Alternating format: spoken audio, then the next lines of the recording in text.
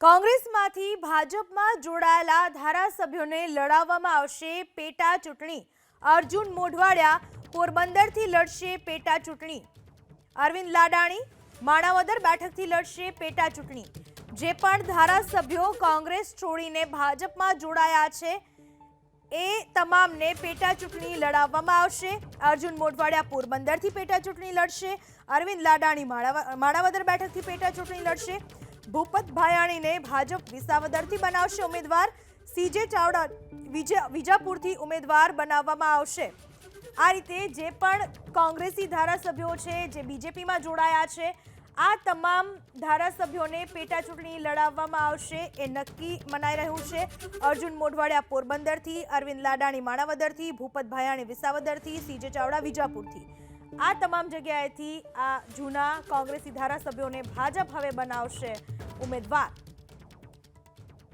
કોંગ્રેસમાંથી ભાજપમાં જોડાયેલા નેતાઓ જેમાં ધર્મેન્દ્રસિંહ વાઘેલા પણ વાઘોડિયા બેઠક પરથી ટિકિટ લઈને ચૂંટણી લડી શકે છે। લોકસભાની સાથે ખાલી પડેલી વિધાનસભા બેઠકોની પણ પેટા ચૂંટણી યોજાવા જઈ રહી છે। ત્યારે ખાસ આ પેટા ચૂંટણીઓની વાત કરવામાં આવે તો એમાં ભાજપ હવે એવા ઉમેદવારોને ઉતારશે કે જે કોંગ્રેસમાંથી આવેલા છે, જે ધારાસભ્ય પદે હતા અને તેઓ કોંગ્રેસનો હાથ છોડીને કેસરીઓ ધારણ કરી ચૂક્યા છે। 6 વિધાનસભા બેઠકો ઉપર પેટા ચૂંટણી નિશ્ચિત, જેમાં પોરબંદર, માણાવદર, વિસાવદર, વિજાપુર આ તમામ જગ્યાએ સાથે વાઘોડિયા બેઠક આ 6 જગ્યાએ પેટા ચૂંટણી નિશ્ચિત માનવામાં આવી રહી છે। જ્યારે ચિરાગ પટેલને ખંભાતથી ભાજપ ઉમેદવાર બનાવશે। વિસાવદરની બેઠક ઉપર ભાજપની ટિકિટ લેવા માટે લોબિંગ શરૂ થઈ ચૂક્યું છે અને આ તમામની વચ્ચે વિસાવદર બેઠકથી હર્ષદ રીબડિયા પણ રેસમાં જોવા મળી રહ્યા છે।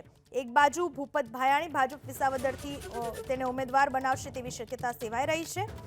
6 બેઠકો ઉપર 6 વિધાનસભા બેઠકો ઉપર પેટા ચૂંટણી નિશ્ચિત માનવામાં આવી રહી છે। ભાજપ ખાસ એવા ઉમેદવારોને મેદાને ઉતારશે કે જેઓ કોંગ્રેસમાંથી આવેલા છે ધારાસભ્ય પદ છોડીને।